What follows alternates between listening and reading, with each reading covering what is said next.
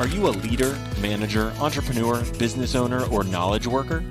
Are you leading people or wondering how to be a better leader in your own life and work?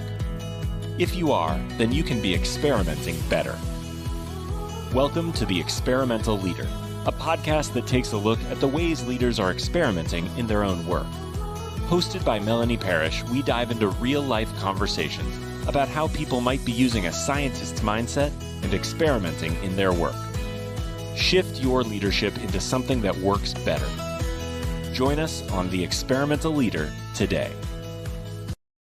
Hello, and welcome to the Experimental Leader podcast. I am Melanie Parish, and I am so excited to be here with you today. It is International Coaching Week, and I am super excited to have a guest here with me to start off the show. Her name is Kerryn Griffiths. She's been my friend and a partner in coaching for over 15 years.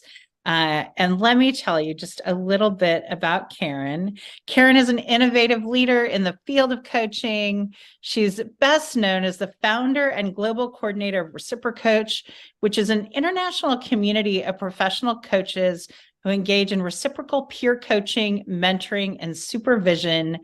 Kerryn, welcome to the show. I'm so excited to have you here.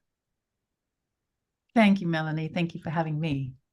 Well, and we have had all sorts of internet challenges as we're trying to get this show recorded today.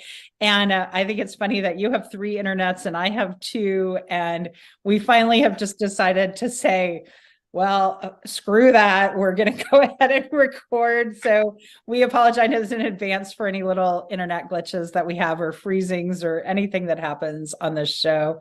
So with that permission, we can just do anything can happen. And it's great to have you. I would love for you to talk a little bit about ReciproCoach and why you started ReciproCoach in the first place. Oh, well, that was an easy one. So many of us had given up our day jobs in order to start a coaching business. And none of us had coaches because we'd given up our day jobs that would have paid for it. And so, yeah, it was pretty obvious. And actually, it was astounding to me that it wasn't already happening, that the coaches, weren't collaborating together to coach each other. Well, it's a fascinating business, and you've been around for a long time, and you've been providing this for coaches. And for those of you who don't know what reciprocal peer coaching is, I've been participating for a long time, but I get a coach and I take a client. And so it's a magical exchange where Kerryn helps me find coaches, and I always see it as like the universe serving me up what I need at any given time. As if I didn't know. Yeah. So it's an interesting. It's been a really interesting thing, but I'm curious. I'm super excited to get to talk to you because I know you match lots of people with coaches.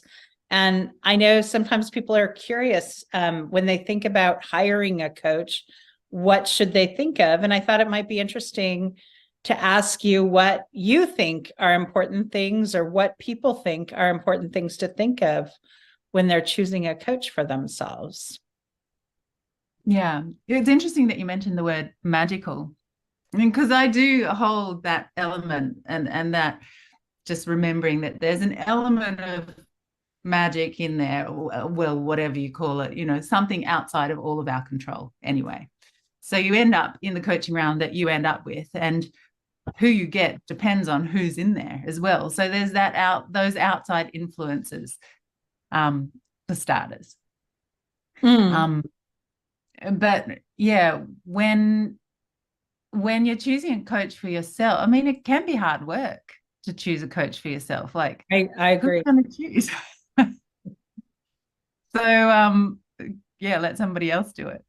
just like we do everything else in our lives, if we can. Outsourcing.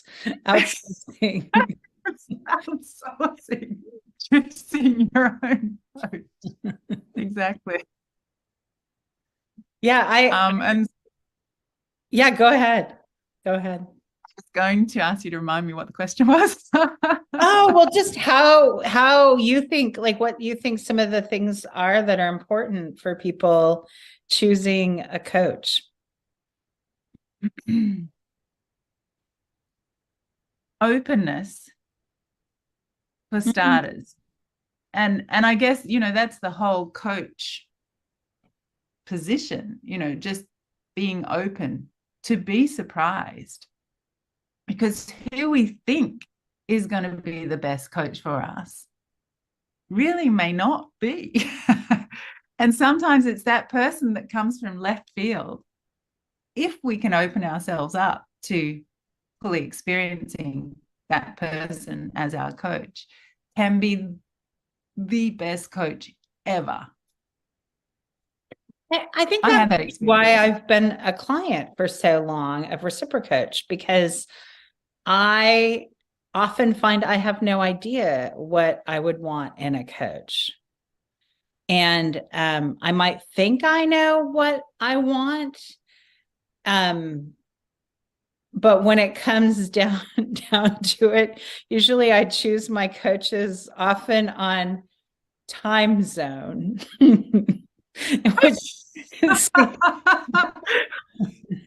which seems sort of really a random influence. Well, except that it's easy to schedule and my schedule's busy, so then I have less stress. So I want someone it's easy to schedule with, because I don't want to have the suffering of, we can't ever schedule and then everybody is upset.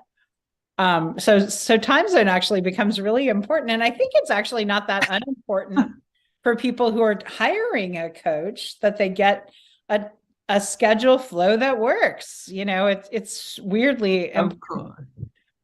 And then I sometimes logistics is obviously the top priority. You have to be available at the same times.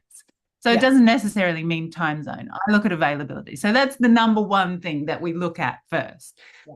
Are these two people going to be available at the same time? So that's just a given. That's something that I totally, even overlook, because it's such a baseline consideration. Yeah. Well, I learned it because it used to not be a consideration. But I mean, then I started having coaches in Australia or New Zealand, and I was like, oh my gosh, like we have so little overlap in the business day. In fact, none, and during the business day, and then somebody's getting up early or going to bed really, really late. So it's but that match, that North American, Asia Pacific, especially Australia, New Zealand match, works really well when you're not a full-time coach working the business day, right? And you work after hours. That's right. We do that match a lot. It works out super well because those people who work evenings have a coach, because there's somebody on the other side of the world working days. Right. That's right. That makes perfect sense. Yeah. So it's not it, and that's sort of the interesting thing, like what works for one person in a coach isn't the thing that works for someone else. I also think that it's so funny when I think of coach matching and hiring a coach, the things that people have said to me, like someone once told me, and you'll probably laugh at this because you've coached with me, and you've both been my coach and you've been coached by me, and kind of the kind of coach I am. And they've said that they're afraid I would be too nice, like too much of a pushover. And it's like not how people experience me.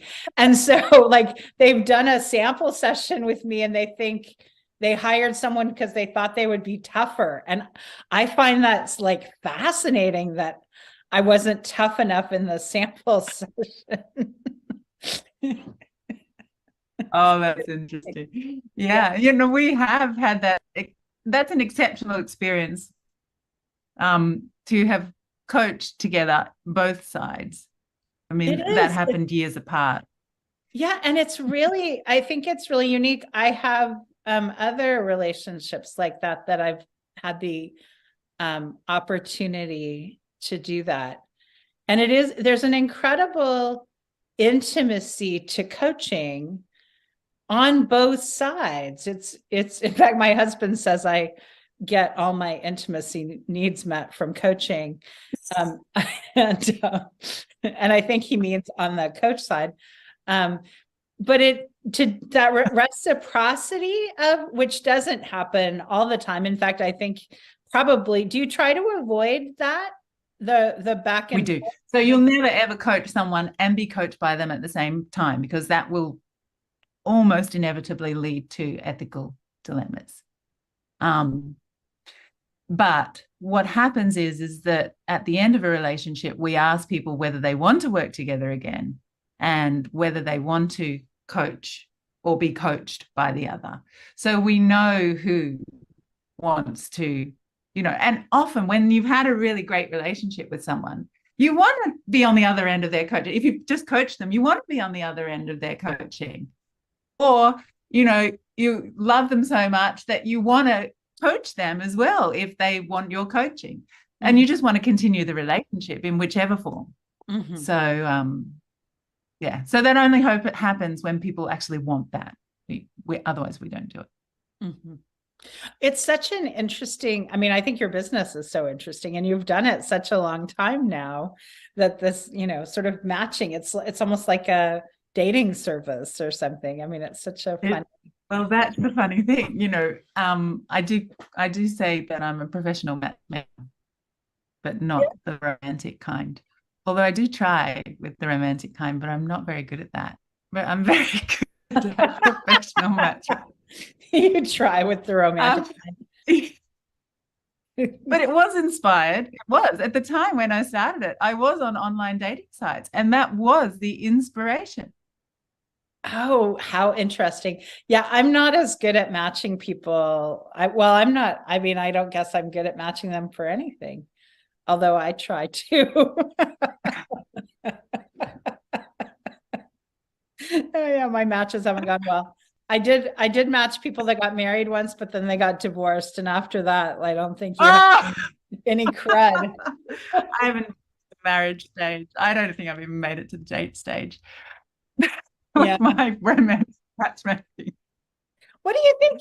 Where do you think the coaching industry is going these days? What do you think about the things that have happened, in terms of credentialing?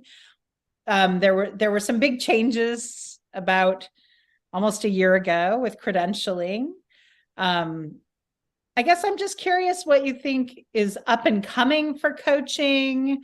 What do you think the challenges are in coaching? I'd love to dish a little with you about coaching as an industry. Well, I'm smiling a bit because maybe just 2 days ago, I was listening to another coach who I think who you might have peer coached with, Tony Latimer. No, I don't know Tony. Oh. And he was saying that, basically with AI coaching, AI coaches do ACC level coaching in a snap. And, my experience of AI coaching, I would agree with that. And virtually almost PCC level coaching in a snap. Better. Interesting. Who would agree? When we're talking about coaching components and technical, those technical things, they do it, the AI coaches are doing it very well. And so that's a very interesting thought when you think that AI coaches are doing ACC and virtually PCC level coaching just like that for free in some cases, and unlimited in all cases with AI. What does that suggest for where coaching is going? Well, it depends on why we think people hire coaches. Yeah. Why do people hire coaches? Yes. Why? Yes. Can I throw that question back at you? I don't know. I mean, because if it's just the quality of the questions, then AI might be better. But if it's the idea that a person is along for the journey, then AI has nothing to offer. And my experience of AI was, I came out of that going, really great transactional coaching. Yeah. I But mean, if there's you no actually need to solve a problem, the questions might help you get there. But if you want someone to see you because the world is a lonely place and it's the loneliness of leadership, then what AI has nothing to, I mean, maybe I don't know. I wouldn't feel less lonely because I talked to a chat bot. Maybe someone would. No, that comes back to that question, why do we think people are taking on coaching? And my experience of AI coaching was it was a great transactional coaching. Yeah, I mean, I think real coaches might get better at the transactional coaching.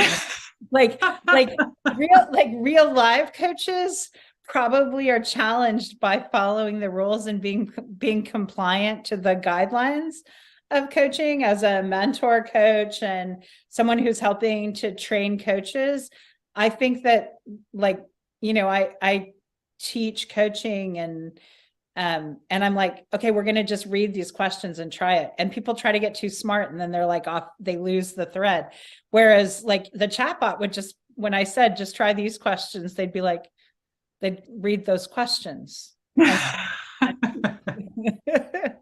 And then they'd feel good because like the client would go, oh yeah, that's a brilliant question, because there are only so many brilliant questions. We don't need every single question to be a new question. Yeah. But I do think we need humans because I think people are lonely and alone. I didn't know we were going to talk about chatbots. Oh, no, I want to talk about chatbots as well because it's so controversial and coaches have so much resistance actually around it. So let's not talk about it. Okay. No talking about chatbots, but I actually don't think they replace coaches. I think they. No, I agree. Well, they might replace some coaches. Some coaches might need replacing. If the coach can be replaced by a chatbot, they might deserve it. They might need to. You know what? It's going to raise the bar. What's that? Coach bots will raise the bar for coaching. It's going to, well, it depends what, it really comes back to that same question. Why are people taking on coaches? If it's for the transactional coaching, yeah, great. Take a coach bot if you can respect that space, because there's no, you need to respect that space as the client, because the chatbot's not going to do that for you. It's just there. Well, I'm thinking about like the statistics on doulas at births. So if you have a doula who comes to a birth, the birth outcomes improve. And I'm not going to have statistics because I didn't know we were going to talk about doulas in this call either. But if you're, birthing with a spouse or whatever in a room, your outcome will improve if you bring in a doula. But your outcome will improve almost as much if you just bring in another woman to sit in the corner and talk to you. So it's not skill, it's person, which is what makes me think that that's why people hire coaches, to like it's like being a doula, to observe your life. Like it's being present to, and someone to acknowledge the journey. At least that's my. I think it's probably being done. I haven't read one yet, but a study where people get an AI coach and people get a real coach, and it would need to be with similar goals, and see what happens. That needs to be done. It's a great study. What a fun study. Yeah. Cool. Well, I just am so thrilled that you were here with me today. What a fun conversation, and happy International Coaching Week to you. I'm so excited. For years, I've wanted to pull off something for International Coaching Week. And here we are pulling off chatbots and doulas and, talking about coaching. Is there anything you want to say before we complete? It's a coaching question. I love it. Well, should we circle back to the intention that we started out with? What was our intention? Did we have an intention? I've lost. Well, it's a celebration of International Coaching Week. And what do you want to celebrate about International Coaching Week? That we do what we do, and that what we do builds so much more awareness. And our world just needs more awareness. Can't go wrong with more awareness. I feel like not every person in the world needs a coach. But everyone in the world, their lives, if they bought in, could be enhanced by a coach.